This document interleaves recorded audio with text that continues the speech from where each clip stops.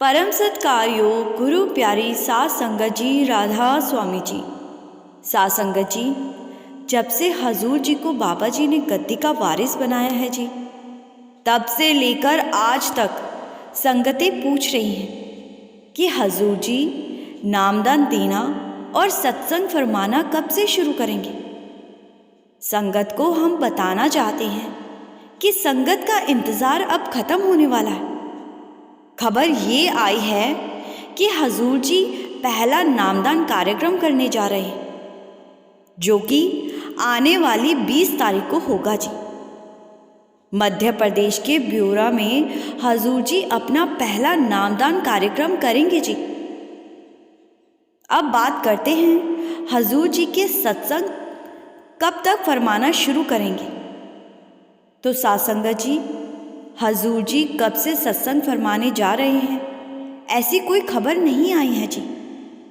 अभी बाबा जी ही सत्संग फरमाएंगे जी। अगर कोई नई जानकारी हमें मिलती है तो हम संगत के साथ साझा ज़रूर करेंगे जी।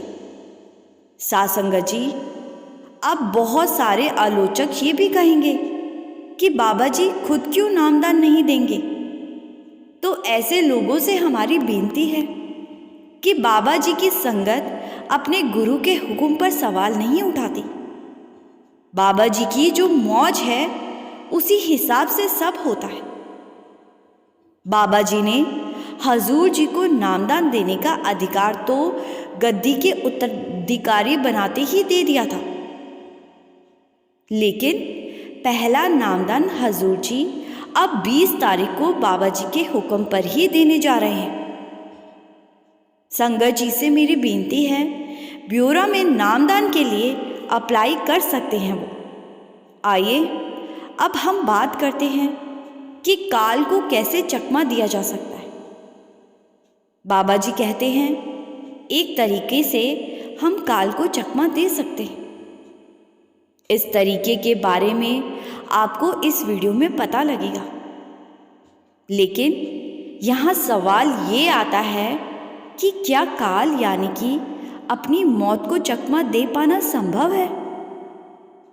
क्या इस संसार का कोई जीव अपनी लिखी हुई मृत्यु को भी टाल सकता है? बाबा जी कहते हैं कि संसार में आने और जाने का समय पहले से ही तय होता है जी। कोई भी इस समय को बदल नहीं सकता, तो फिर भला कोई काल को चकमा कैसे दे सकता है? इन सब सवालों के जवाब आपको आज के इस वीडियो में मिलने वाले हैं जी। हम जानेंगे कि काल को चकमा कैसे दिया जा सकता है। हम संगत से विनती करते हैं कि वीडियो को आखिर तक ज़रूर सुनना जी, क्योंकि वीडियो में बताई बातें आपकी, मेरी और हम सब की जिंदगी से रिलेट करती है जी। इसीलिए पूरे वीडियो को बड़े ध्यान से सुनना जी। सात संगत जी, एक बहुत ही पहुंचा हुआ पंडित अपने शहर से लगभग 30 मील दूर किसी दूसरे शहर में अपने दोस्त से मिलने जा रहा था। उन दिनों में आने जाने के लिए कुछ खास साधन नहीं हुआ करते थे। 20-30 मील की दूरी लोग पैदल ही तय किया करते थे। पंडित ने अगले 2 दिन के सफ़र के हिसाब से रोटी पैक की और अपने सफ़र की ओर चल दिया। पंडित अपनी मस्ती में एक एक करके कदमों को बढ़ाता जा रहा था और एक जंगल आने के बाद पंडित ने महसूस किया कि उसके साथ साथ कोई और भी चल रहा है। जब पंडित ने मुड़कर देखा तो वहां एक और आदमी पंडित के साथ साथ चल रहा था। उस आदमी ने पंडित से पूछा कि पंडित जी कहाँ जा रहे हो? तो पंडित जी ने बात बता दी कि वो अपने दोस्त से मिलने जा रहे हैं। तो वो आदमी कहने लगा कि मैं भी उसी तरफ जा रहा हूँ, और इस सुनसान जंगल में अगर हम दोनों एक साथ चलेंगे तो हमें डर नहीं लगेगा। ये बात पंडित जी को भी अच्छी लगी, तो पंडित जी ने भी हाँ में सिर हिला दिया। अब ये दोनों आगे बढ़ते जा रहे थे और कुछ ही दूरी के बाद जब दोनों थक गए तो एक पेड़ के नीचे बैठ गए। पंडित ने अपनी पोटली में से रोटी निकाली और एक रोटी उस साथ चल रहे मुसाफिर को भी देनी चाहिए, लेकिन उसने मना कर दिया और उसने कहा कि आप रोटी खाइए, मैं 5 मिनट में आया, मुझे पास वाले गांव में कुछ काम है। इतना कहकर वो आदमी वहां से चला गया और 5 मिनट में वापस लौट आया। जैसे ही वो वापस लौटा तो पास वाले गांव में से रोने चिल्लाने की आवाजें आने लगी। गांव वाले बोल रहे थे कि कोई कुएं में गिरकर मर गया है। पंडित जी ने उस और ज्यादा ध्यान नहीं दिया और उस आदमी के साथ आगे बढ़ने लगा। कुछ दूर चलने के बाद रात हो गई तो पंडित जी ने कहा कि हम इस गांव के मंदिर में पनाह ले लेते हैं। तो वो आदमी कहने लगा कि ठीक है, आप मंदिर में जाइए, मैं आपको सुबह इसी जगह पर मिलूंगा। मुझे इस गांव में भी कुछ काम है। इतना कहकर वो आदमी चला गया और जब सुबह 4 बजे वापस लौटा तो पंडित को जगाकर आगे बढ़ने लगा। लेकिन जिस गांव में वो आदमी गया था वहां से भी रोने की आवाजें आने लगी और पंडित के पूछने पर गांव वालों ने बताया कि कल रात इस गांव में 3 लोगों की मौत हो गई। ये सुनकर पंडित जी को थोड़ा अजीब लगा और वो सोचने लगा कि मेरे साथ चल रहा ये आदमी जब भी किसी गांव में जाता है तो वहां कोई ना कोई मर जाता है। पंडित अब उस आदमी से थोड़ा घबराने लगा। कुछ दूर और चलने के बाद साथ चल रहा आदमी पंडित जी से कहने लगा कि आप घबरा क्यों रहे हैं? तो पंडित जी ने कहा कि क्योंकि आप जिस गांव में भी जाते हो वहां कोई ना कोई मर जाता है। कहीं आप कोई डाकू तो नहीं हो? वो आदमी कहने लगा कि पंडित जी, मुझे लगा आप बहुत पहुंचे हुए पंडित हो और आप मुझे पहचान जाओगे, लेकिन आपने मुझे पहचाना ही नहीं। मैं काल हूं और मालिक के आदेश पर मैं लोगों की रूहों को यहां से अपने साथ ले जाता हूं। पंडित जी इस बात पर हंसने लगे और कहने लगे कि ये कैसा मजाक है। काल ने कहा कि पंडित जी, अब मैं तुम्हें एक बात बताने जा रहा हूं, उसको ध्यान से सुनना।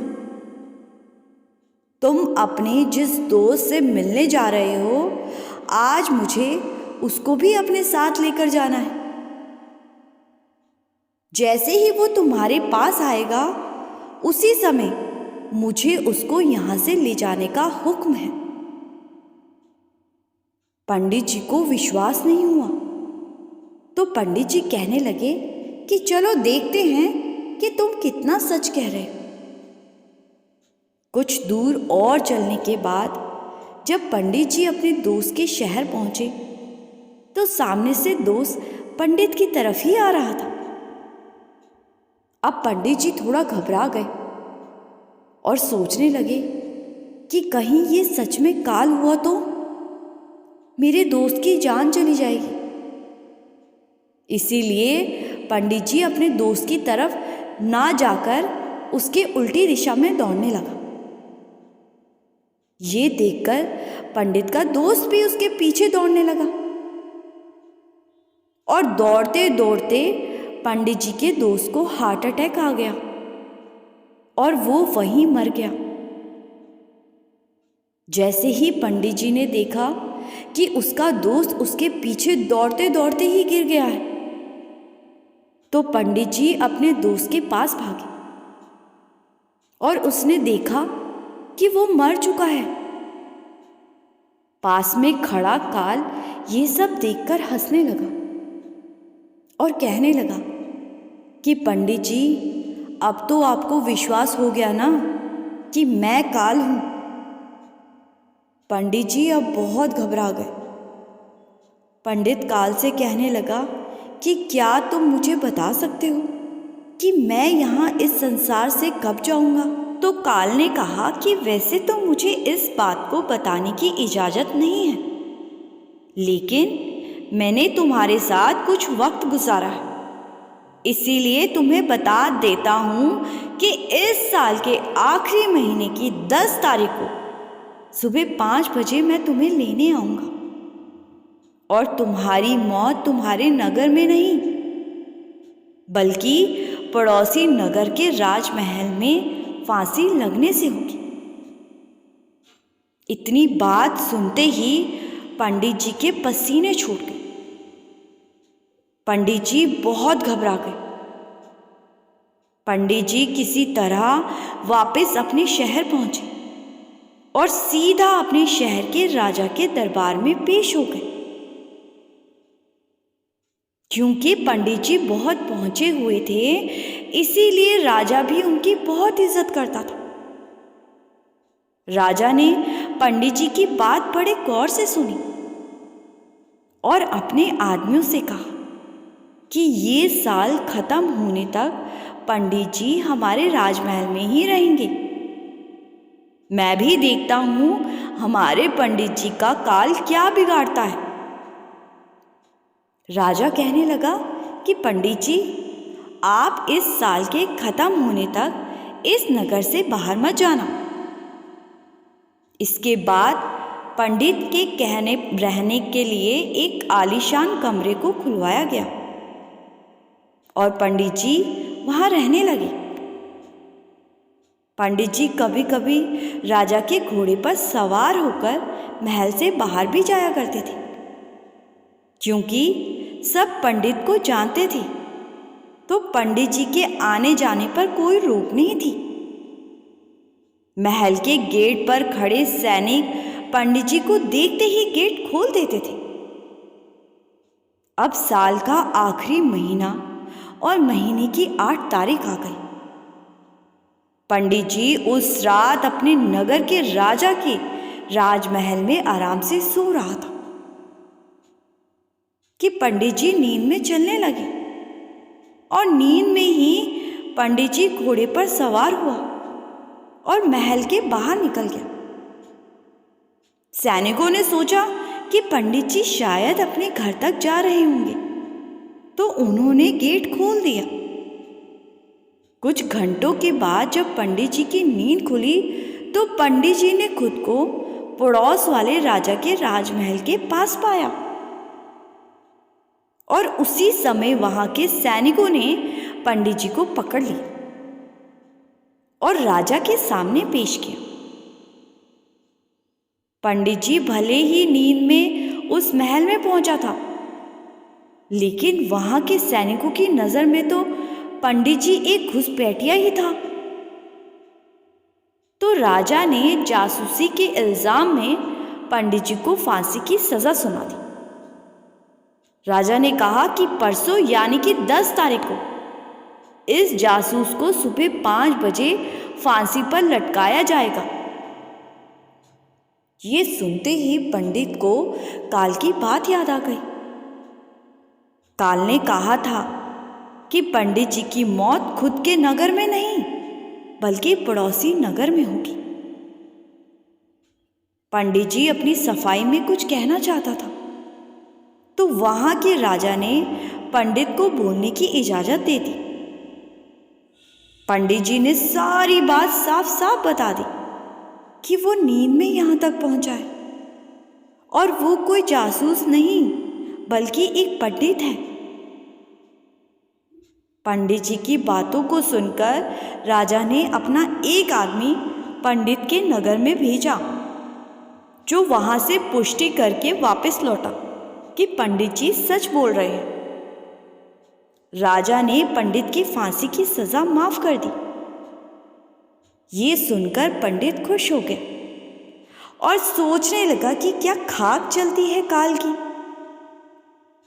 इसके बाद राजा के मंत्री राजा से कहने लगे कि राजा साहब, एक बार सजा सुना देने के बाद उसको वापस लेने का मतलब है कि हमारे नगर के लोगों के अंदर से न्याय पर से विश्वास का उठ जाना।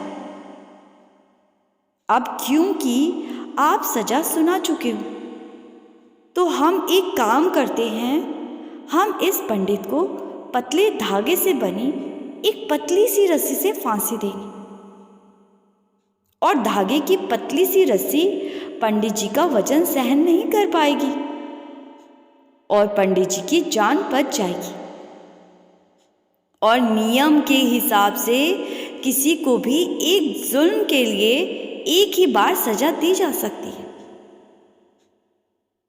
अगर रस्सी टूट जाती है तो फिर से फांसी नहीं दी जा सकती। मंत्री की बात सुनकर राजा को भी समझ आ गया कि नगर के लोगों के दिल में विश्वास बनाए रखना है तो ऐसा करना ही पड़ेगा। राजा ने पंडित जी को बुलाकर सारी बात समझा दी तो पंडित भी कहने लगा कि हाँ राजा साहब, आप इस तरह की फांसी दे सकते हो। धागे से भी भला किसी की जान जाती है क्या? फिर 10 तारीख को सुबह 5 बजे पंडित के गले में धागे से बनी पतली सी रस्सी बांधी गई और पंडित को धागे से लटकाया गया। लटकते ही धागा टूट गया और पंडित जी नीचे गिर गया, लेकिन बहुत देर तक पंडित उठा ही नहीं। तो राजा ने अपने मंत्रियों से कहा कि पंडित को उठाओ। जब मंत्रियों ने जाकर देखा तो वो हक्के बक्के रह गए, क्योंकि धागा अपना काम कर चुका था। धागे से पंडित के गले की नस कट चुकी थी और पंडित की मौत हो चुकी थी। जब इस बात के बारे में पंडित के नगर वाले राजा को पता लगा तो वो भी मान गया कि काल से कोई नहीं बच सकता। इंसान के कदम खुद इंसान को उस जगह तक लेकर जाते हैं जहां इंसान की मौत लिखी हो। साथ संगत जी, बाबा जी कहते हैं कि जाना तो एक दिन सभी को है, लेकिन अब ये फैसला हमें करना है कि काल का शिकार बनना है या प्रेम से सद्गुरु की उंगली पकड़कर यहाँ से जाना है जी। काल को चकमा देने का सिर्फ और सिर्फ एक ही तरीका है जी, किसी पूर्ण गुरु की शरण लेकर उस युक्ति को अपनाना जिसके सहारे हम खुद को काल का शिकार होने से बचा सकते हैं जी। दूसरा कोई तरीका है ही नहीं। जिनको नामदान मिल चुका है और भजन सिमरन भी बहुत करते हैं तो काल उनका कुछ बिगाड़ ही नहीं पाएगा। आखिरी समय में उनकी रूह शरीर को बड़े प्रेम से छोड़ देती है और अगर ऐसी रूह को लेने काल पहुंच जाता है तो सद्गुरु बीच में आ जाते हैं जी। एक बार बाबा जी का सत्संग चल रहा था और सत्संग शुरू होने में अभी 15 मिनट बाकी थे। बाबा जी स्टेज पर आ चुके थे और सबने महसूस किया कि बाबा जी का शरीर तो स्टेज पर बैठा है, लेकिन बाबा जी असल में वहां नहीं थे। अब ऐसा क्यों हुआ, आइए जानते हैं। उस दिन एक बूढ़ी अम्मा बाबा जी का सत्संग सुनने के लिए अपने गांव के बाहर किसी बस का इंतजार कर रही थी। अम्मा 2 कदम चलने पर ही हाँफने लगती थी। तो पड़ोसियों ने कहा कि अम्मा, आपकी हालत ठीक नहीं है, इसीलिए आप सत्संग सुनने मत जाइए। लेकिन अम्मा नहीं मानी और कहने लगी कि बेटा, बस तो नहीं आ रही, तू मुझे किसी बैलगाड़ी पर छोड़ा, आगे मैं खुद चली जाऊंगी। पड़ोसी ने एक बैलगाड़ी में अम्मा को बिठा दिया, लेकिन कुछ दूर चलने के बाद बैलगाड़ी वाले ने देखा कि अम्मा बहुत तेज तेज सांस ले रही है, तो बैलगाड़ी वाले ने गाड़ी रोक दी और अम्मा को पानी देने लगा। लेकिन बैलगाड़ी वाले ने देखा कि अम्मा अब हिलडुल नहीं रही, तो वो घबरा गया और सोचने लगा कि अब मैं क्या करूं। अम्मा का कोई रिश्तेदार भी इनके साथ नहीं है। सास संगत जी, 5 मिनट के बाद अम्मा वापस से जीवित हो उठी और अम्मा ने जो बताया वो सबके लिए हैरान करने वाला था जी। अम्मा ने बताया कि जब मैं बैलगाड़ी से जा रही थी तो काल मुझे लेने आ पहुंच गया था। अभी काल मुझे ले जाने ही वाला था कि मेरा एक हाथ बाबा जी ने पकड़ लिया। बाबा जी काल को कह रहे थे कि ये मेरी रूह है और इस रूह का अभी टाइम बाकी है, आप इसको कैसे ले जा सकते हो। बहुत देर तक काल से बातचीत करने के बाद काल मुझे छोड़कर चला गया और जब मैंने बाबा जी के चेहरे की तरफ देखा तो बाबा जी भी जा चुके थे और मेरे शरीर में फिर से जान आ चुकी थी।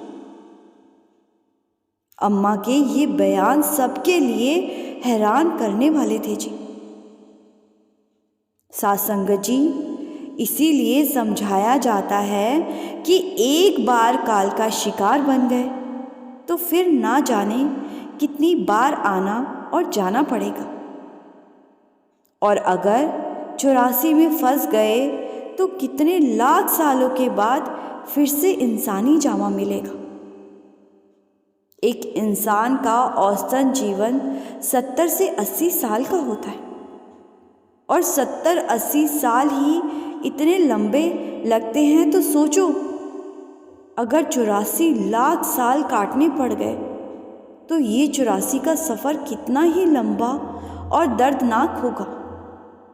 अब ये हमारे ऊपर निर्भर है कि या तो इन 70-80 सालों का सही उपयोग करके यहाँ से निकल जाए, या फिर 84 लाख जूनियों के दर्द सहकर फिर से इन 70-80 सालों का इंतज़ार करें।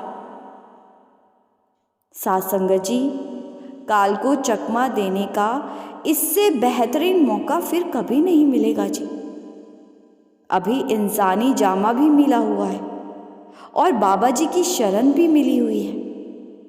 आओ इस सुनहरे मौके का पूरा फ़ायदा उठाते हैं जी। इसी के साथ मैं आपसे विदा लेती हूँ जी। संगत जी से मेरी बेनती है जी कि कमेंट में राधा स्वामी लिखकर संगत के अपने इस चैनल रूहानी सफ़र को सब्सक्राइब करना मत भूलें जी।